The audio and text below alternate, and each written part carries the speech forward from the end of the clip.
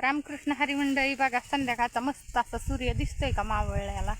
सूर्य चाललाय मावळा. मी निघाले रानाकडं म्हणजे घरापाशीच आहे आपल्या दारामध्ये. इकडे बघा, हे मुक्त गोठा आपला सोडाय चालू झाले आता गाया पाणी पिण्या. हे आपलं शेणखत बघा. काय झालं, आपल्याला मुक्त गोठा करता नाही ना, इथं अडचण येत होती म्हणून आपण सारून इकडं एका साईडला लावलं या.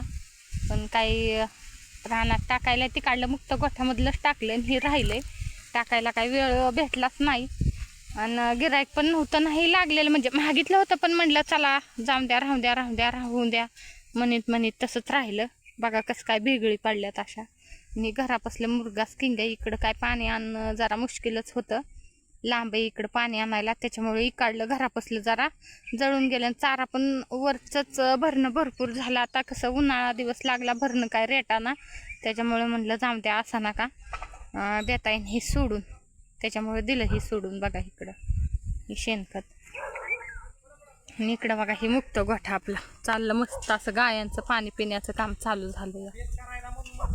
बघा इकडं आले ऊसाच्या रानामध्ये, दारामध्येच आहे आपलं ऊसाचं शेत. बघा इकडं भिजावलेलं आहे काल. म्हणलं होतं रेडीला थोडंसं गवत काढावा, पण वल्लंय सारं, त्याच्यामुळे म्हणलं राहू द्या. असं गवत आहे चांगलं. ऊस पण चांगला आलाय, मस्त असा ऊस आहे.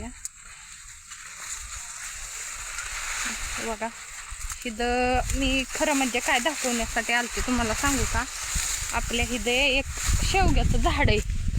घरापाठीमागं बी आहे मोठा शेवगा, पण हे छोटा शेवगा. पण ह्याला बघा ना किती माल आहे छोट्या शेवग्याला. काय शेंग आहे म्हणताना प्रमाणाच्याच बाहेर आहे. बघा आम्हाला शेंगा खाताच नकोच झालंय. काय सांगावा, इतक्या की प्रमाणाच्या बाहेरच.